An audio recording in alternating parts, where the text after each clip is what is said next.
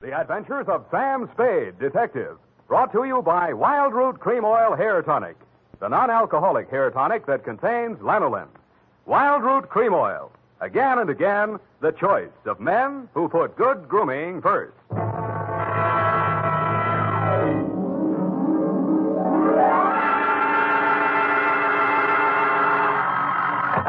Sam Spade Detective Agency. It's me, sweetheart. Risen from not one, but two deathbeds. Oh, Sam, I bet not. You wouldn't take that lying down. Oh, Effie, you made a joke. Well, you did first, Sam. I did not. Oh, you mean you actually Don't pin me down. Anyway, I was present at two dying declarations. Would you believe, Effie, that a man could say something that wasn't true at a time like that? Oh, no. You mean a man will be lying on his deathbed? Oh, Effie, you made a joke. Oh, Sam, now stop it. I don't know It's what you're all doing. right, Effie. I forgive you. You can atone by telling me how wonderful you think I am. I think you're... That you may do when I arrive in a trice to dictate my report on the deathbed caper.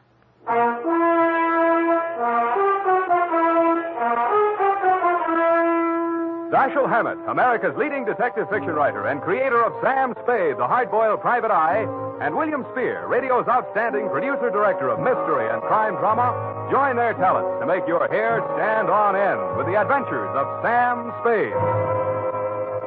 Presented by the makers of Wild Root Cream Oil for the hair. Tell me, mister, how many times a day do you have to comb your hair? Not many, I'll bet, if you groom it right first thing every morning with Wild Root Cream Oil. For this famous hair tonic grooms your hair neatly and naturally and helps it to stay that way throughout the day. Wild Root Cream Oil also relieves dryness and removes loose dandruff. With Wild Root Cream Oil, you don't have to keep combing your hair every 2 minutes. That is, unless your gal can't resist running her hand through it. Get Wild Root Cream Oil Hair Tonic. Again and again, the choice of men who put good grooming first. And now, with Howard Duff starring as Spade, Wild Root brings to the air the greatest private detective of them all in the adventures of Sam Spade.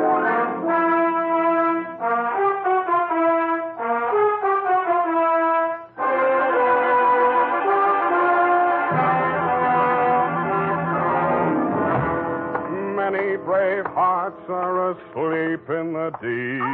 Sam, you're a sailor. Captain Sam, there's the brig for you. You got your logbook handy, gal? Oh, yes, Captain. So beware. Yes, that's awful deep.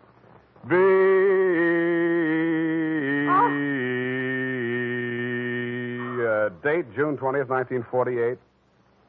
Where? Oh, Sam. I have no shame. To Marin County Sheriff's Office, San Rafael, California. Attention, Deputy Woodington from Samuel Spade, license number 1379596. Subject, the deathbed caper. Dear Bill, the dawn came up like thunder out of Chinatown across the bay. In San Francisco, all we could see was fog. But on your side, it must have lifted briefly because somebody named Dan Starbuck managed to find his way to a phone booth, call me, and asked me to meet him at the 3rd Street Pier in Sausalito.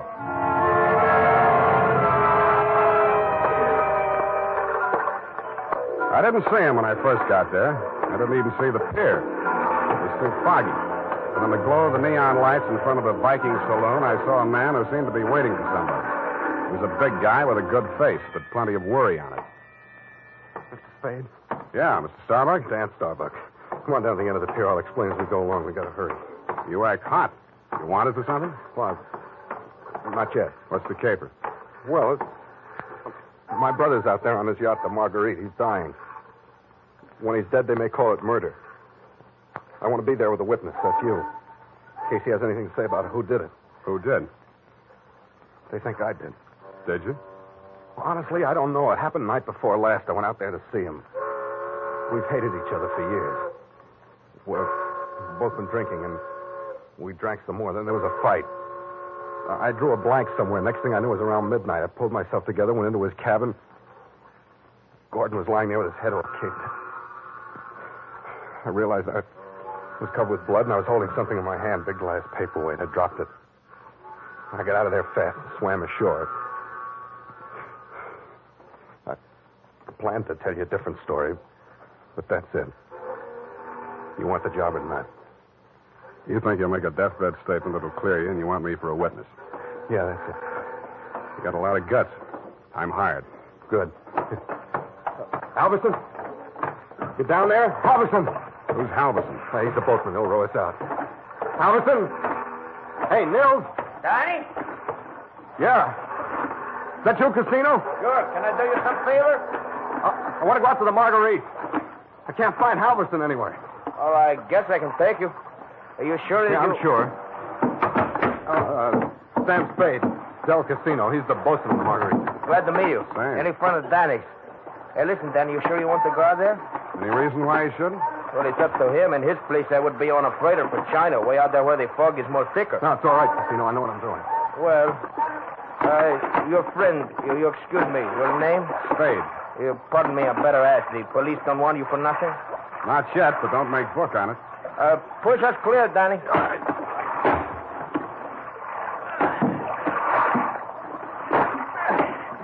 This fog is closing in. But I can still see the lights from the Marguerite. I wish we don't find her.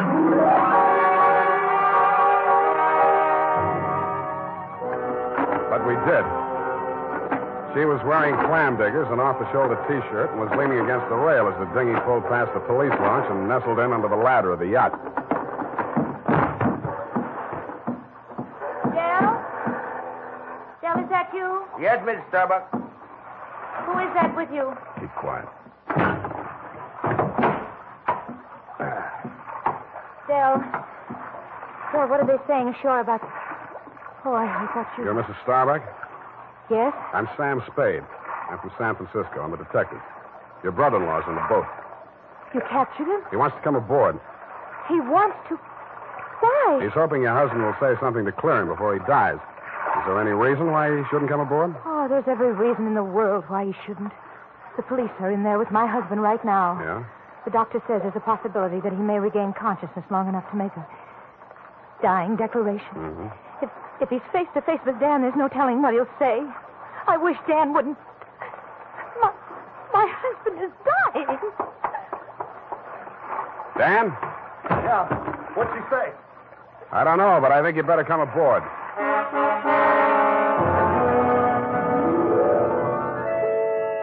He seemed almost delighted as he swung his weight up out of the dinghy and climbed the ladder. Del Casino, the bosun, followed, wearing a puzzled expression that turned to fear as we entered the cabin. The yellow glare from the lamp swinging overhead was almost blinding to walk into out of the foggy night. The first thing I focused on was the bunk that held the dying man. His head was heavily bandaged, his skin was chalk white, and his lips were beginning to turn blue. The room was tense with waiting. Ranged around him in a semicircle were the supporting players. 2 doctors, 1 family type with a nurse, 1 police medic without, 1 sheriff with cigar, 1 police stenographer, female, with pencil and notebook poised, 9/10 of a widow, and us. At 18 minutes past 7, somebody moved. The dying man. The 2 doctors rushed forward, took his pulse and blood pressure. Let's go. Adrenaline 3cc, commie 1, All right, Sheriff, he's conscious now, but you'd better hurry. Margaret. Mr. Starbuck, you can hear me all right? Take that down. Can you hear me? Affirmative answer. Now, Mr. Starbuck, we have to ask these questions. 1, what is your name? Please try to answer. What is your name? Gordon M. Starr. You got that? What is your name? Gordon M. Starr. That's close enough. Fill it in later. Now, Mr. Starbuck, where do you live? Where do you live? I'm dead. You got that? 1277 Marymount, Pasadena. Hey. Now, Mr. Starbuck, let's try a little harder. This is a long one. Have you been injured, and what was the cause of your injury? Yes. Hurts my... You got that? Affirmative. Now, the second part. What was the cause of your injury? Head. Huh? Hit on the head. Do you believe that you're about to die as a result of your injuries, and have you no hope of recovery? I know. No hope. Now, let's get to the point. Who inflicted said injuries? Hey, Mr. Starbuck, please, you haven't much time, you know. Go away. Doc, is there anything you can do? I'm afraid not. This is ghastly. Can't you leave him alone? Can't you let him die in peace? What are you afraid of, Maggie? What are you afraid he'll say? All right. All right, tell them, Gordon. It was Dan that struck you, wasn't it? He was jealous. He always hated you for marrying me. It was Dan. No, Mrs. Starbuck. I know how you feel, but we can't allow this sort of thing. Please step aside so we can finish up here. Mr. Starbuck. Doctor? Very low pulse. I'm not sure whether... Is Dan here? Here I am, Gordon. Tell him the truth. Do you identify this man, Mr. Starbuck? Yes. It's my brother. Dan. Yeah. You got that, brother Dan? He's the one. He's lying. Gordon, you know who did it. Why don't you tell the truth? What do you got to lose now? Nothing. I'm finished. Got that? You finished me. Gordon! Gordon, not yet. I'll come back. Doctor, can't you... He's dead. Well... Okay, Doc. Dennis Starbuck, it is my duty as sheriff of this county to take you into custody on suspicion of murder. I must tell you that anything you say may be held against you. You'd better come along, too, Spade. Routine questioning, you know. Okay, Sheriff. Well, I don't think we'll need the handcuffs, will we, son? No, I'll go with you.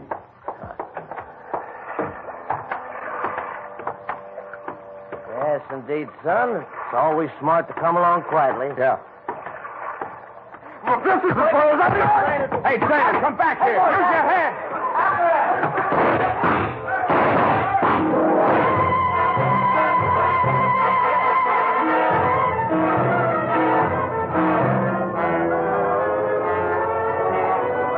He only had one friend. He was the best friend in the world for a man on the land, the fog. The searchlights on the police launch spun frantically as the craft heeled around in a half circle to head him off. Instead of cutting the fog, the beams from the powerful lights bounced back from it and blinded the men behind them. After 10 minutes of that, they gave up. The sheriff had a theory. Don't worry. Between the fog and the currents, I doubt if we'll make it. We'll probably recover the body in the morning. And they did. But it wasn't Dan Starbuck's body. It was the bosun, Del Casino. And he was found in Richardson Bay, adrift in the dinghy from the Marguerite. Somebody had creased his skull with the same type blunt instrument that had been used on Gordon Starbuck. But Del hadn't lived long enough to make a dying declaration.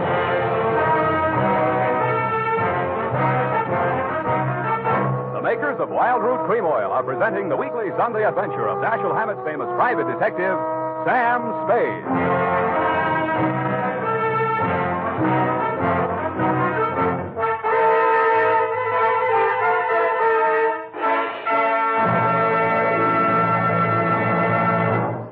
Now, here's important news on good grooming. If you want the well-groomed look that helps you get ahead, socially and on the job, listen. Recently, thousands of people from coast to coast who bought Wild Root Cream Oil for the first time were asked, how does Wild Root Cream Oil compare with the hair tonic you previously used? The results were amazing. Better than 4 out of 5 who replied said they preferred Wild Root Cream Oil. And no wonder. It gives you the advantages that men consider most important. Wild Root Cream Oil grooms your hair neatly and naturally, relieves annoying dryness, and removes loose dandruff. What's more, non-alcoholic Wild Root Cream Oil is the only leading hair tonic that contains soothing lanolin, that's like the oil of your skin. So ask for Wild Root Cream Oil Hair Tonic.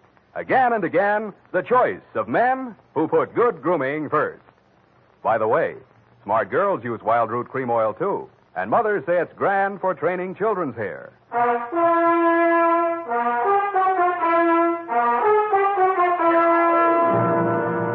And now back to Caper with 2 Deathbeds. Tonight's adventure with Sam Spade.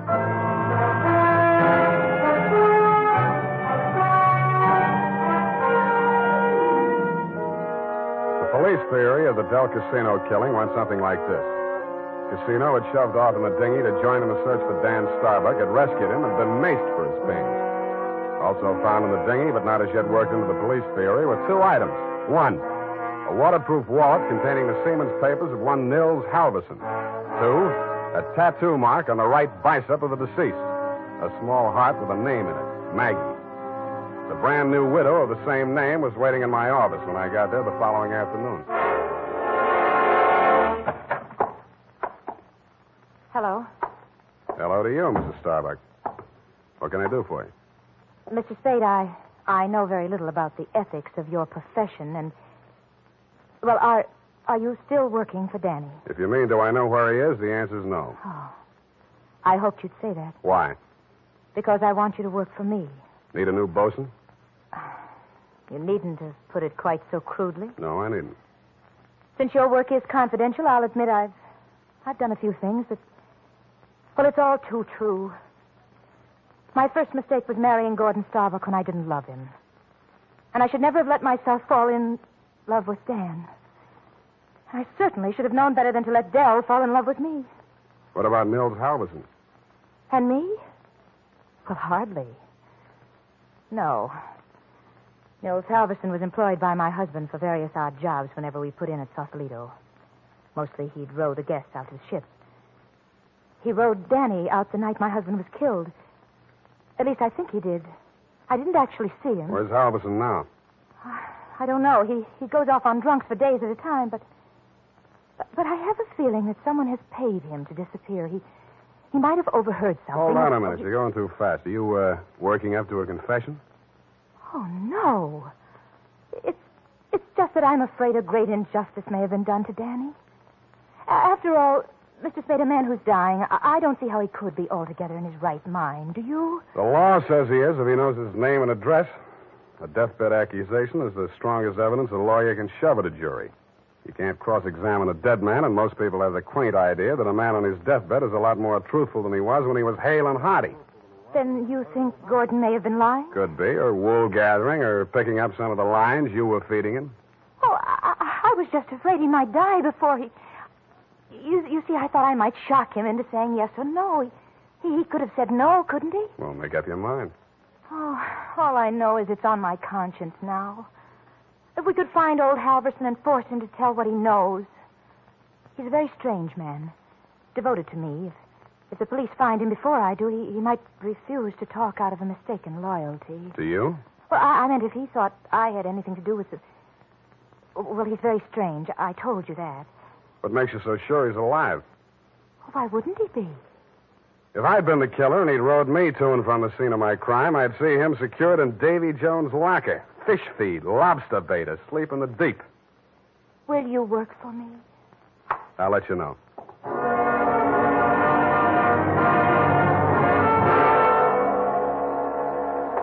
I didn't have time to get tattooed, but the rest of me was marinated enough. On my head, I was wearing a dirtied-up yachting cap. And the rest of me, I was wearing a pea jacket, dungarees, and sea boots.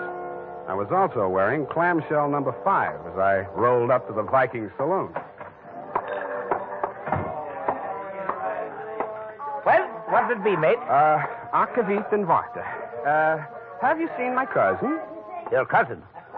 Who's your cousin, Prince Valiant? No, my cousin Niels Halverson. Niels Halverson. Oh, no. You're Neil's cousin, are you? Yes. Well, coming from the old country? Yeah, Minnesota. By you, Minnie. Well, no, he'll be right glad to see you there. Where is he? I don't want to say this too loud. Yeah. Bend over there. Yeah? He's in trouble, you know. Oh? Yes, I got him holed up down below. Oh. Yeah, come on. Well, by golly, I sure been glad to be going to see my cousin Niels. Niels Halverson. Drop the act and get down there. Hey! Okay, Joe, I'll take over from here. Easy. Okay, Danny, my boy. I got his gun. But watch him now, watch him. He's full of smorgasbord. Well, Spade, you're the one person I didn't expect to see. But I'm very glad to. Yeah, I wish I hadn't found you. I wanted to find somebody else first. Halverson? Yeah, He's here. Want to see him? that's what I came for. And under here. Watch your head, low bridge. Yeah. Here we are. Where? A boathouse under the pier. Halverson used to hole in here to sleep off his schnapp. Where's he now? Over here. Uh-huh. Yeah, he's going to be a long time sleeping this one off. He'd been missing since that night. Nobody knew he was here till last night. I headed for the saloon when I swam ashore. Joe hid me out here. He could still talk then. What'd he say? I wrote it down here. But it's no help. Let's see it. It's just a jumbled word. Marguerite. Merry Christmas drink. My beautiful Helga. Row, row your boat. Now throw me back. Row me back. $20 good and drunk. Fog rolling in. Good and drunk. Gonna be 5 days, no business. Oh, my head. Paint the boat. All crazy stuff. $20. Did you give him $20 to row you I out? didn't even see him. I swam out. My loving brother wouldn't have let me on board if he'd heard me arriving like a gentleman. $20. Did you frisk him? No. I'll have a look. Oh, I don't. Hey, wait. Huh. Real soggy, but a 20. Now, look here. I'm sticking to my story. I swam out there. I didn't give him that 20. Maybe you didn't. Maybe you didn't. You gotta believe me. I didn't even have $20. That's why I got... Shut up. What's the matter with you? What are you gonna do? Come over here, Dan. What? I don't believe a word of your story, and even if I did, it wouldn't make any difference. What are you... Shut up. You're going to stop talking and listen for a while. I stuffed a gag into his mouth and muscled him over to a piling and handcuffed him to it. He didn't even look surprised. He just stood there staring at me as if he'd lost his last friend in the world. But I wasn't looking at him as much as I was listening to those footsteps in the boards overhead. I waited for them to come back. They did. I walked across the soggy planks to where Nils Halverson lay in the shadows. Nils, I want you to answer these questions again. Now, this time I'm going to take them down. You get lots of $20 and lots of drink. Now then, I know you don't feel so good. You don't have to talk if you don't feel like it. Just nod your head for yes and shake it for no. Okay, Nils? That counts in a court of law as long as there's a witness. Okay. Now, your name is Nils Halverson. Your address is 213 Bayview, Sausalito. That's correct, is it? Nod your head. Good. Good. That proves you're in your right mind. You know you were injured. Yeah. You know the cause of your injury. Hit on the head and thrown over the side of your boat. What? Huh? Not from...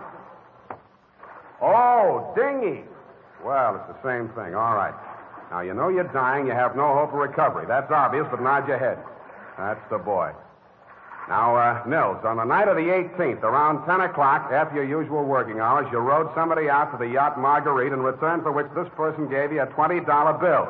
This person is also the person who killed, who inflicted your fatal injury. It is. Now, the name of that person, if you can possibly speak even in a whisper, so there can be no mistake. Can you hear me? Just say it close to my ear. Yeah? Yes. Yes, I got it. That's all. Now, I know you don't write, Nils, but make your mark here. Come on, I'll guide your hand. There. Now we're going to take... Nils. Nils. Well, anyway. All right, Maggie. Come on in and join the party. Don't try anything. The light's on you. I'm a better shot than you, and if there's a ruckus, the whole saloon will be down on us. They're all friends of Danny's, too. Stop there. Toss the gun. Okay. What's the matter, Angel? You look kind of scared. No. Just disappointed, that's all. Don't give up so easy, sweetheart. I always wanted to take a trip around the world. We might go on the Marguerite together. Yeah, sailing into the sunset. Sleeping with our deathbed statements under each other's pillows. Yeah, I see what you mean. I guess it wouldn't work. How much for yours, and what do we do about him? Dan? I'll take care of that. Throw it in with a deal. Okay. But I want it in writing. A little statement to the effect that I can keep under my pillow. Fair enough. Now, all I want from you is a little statement from you to this effect. That you, Marguerite Starbuck, employed Nils Halverson to row you out to the yacht on the night of the 18th, that you there overheard a quarrel between your husband and brother-in-law, and that taking advantage of said brother-in-law's inebriated condition, you sneaked up behind your husband, hit him with a paperweight, and decamped, leaving the murder weapon in Dan's hand. You then started back to shore in the dinghy, and realizing that the only witness who could testify you were aboard that night... All right. All right, I'll sign it. Okay. We'll have plenty of time to put in all the legal decorations later. I'm afraid we won't, baby. You're going to be spending all your available time at the Tehachapi and points west. What are you talking You about? just made a full confession in front of a witness. You heard it, didn't you, Dan? Every word. Oh, we're fighting. Honest. An honest man. Well, I did tell a fib. Now, this is really going to hurt, I'm afraid, Maggie. You see, we didn't actually have any deathbed statement to match yours. No? No. Nils Halverson was a good deal too dead to have made a deathbed statement just now. He's been stiff for 12 hours.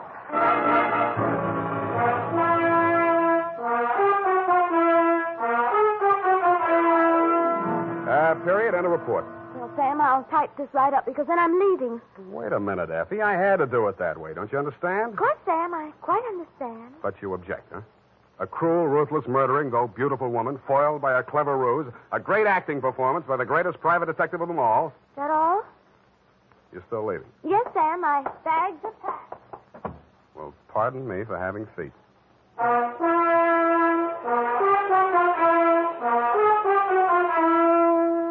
There's a reason, men. In fact, there are 5 big reasons why more men every day are turning to Wild Root Cream Oil for well-groomed hair. Wild Root Cream Oil grooms your hair neatly and naturally. Wild Root Cream Oil relieves dryness and removes loose dandruff. Wild Root Cream Oil is non-alcoholic and contains soothing lanolin. 5 big reasons why you, too, should join the millions with handsome, well-groomed hair. Why you should step up to your drug or toilet goods counter and ask for Wild Root Cream Oil. Get the big economy bottle and the handy new tube that's easy to pack when you travel and just right for the office or plant. Also, ask your barber for a professional application of Wild Root Cream Oil Hair Tonic. Again and again, the choice of men who put good grooming first. Well, here it is, Sam. Goodbye. Now, wait a minute, Effie. You can't leave like this. Not without... Oh, all right. I'll talk to you while I'm putting my hat on. Well, can't you at least look at me? After all, you should give me a chance to justify... Sam, apparently you're laboring under an apprehension. Of course I am. Oh, boy, am I glad I picked the last in June and the first in July. What are you talking about? My vacation. Vacation? You just had a vacation a few months back. Well, Sam, that's a year. Well, if you want to take advantage of the legal technicality. Now, Sam, don't say goodbye, man. Well, it's customary, I suppose. It's lucky that some of us keep our nose to the grindstone, our ear to the ground, an eye to the future. Huh? Television's just around the corner, you know. Oh, Sam. Come here, sweetheart. You look lovely. Come here. Have a wonderful time. Oh, Sam. Oh, Sam. Come here. Now, go on. You miss your train. Where are you going? The Los Sierras. Well, just so you don't go to Kanab, Utah. All right, Sam. You know best. Good night. Good night, Sierra Sue. Now, who can we get for that part next week?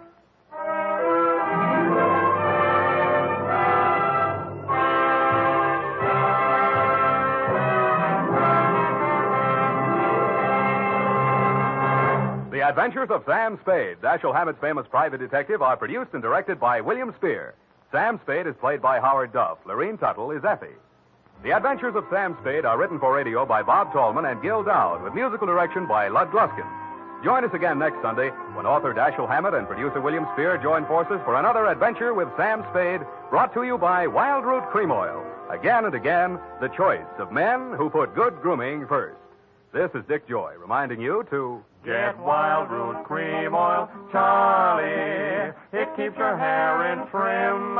You see, it's non-alcoholic, Charlie. It's made with soothing lanolin. You better get Wild Root Cream Oil, Charlie. Start using it today. You'll find that you will have a tough time, Charlie. Keeping all the gals away. Hiya, Baldy. Get Wild Root right away. This is CBS, the Columbia Broadcasting System.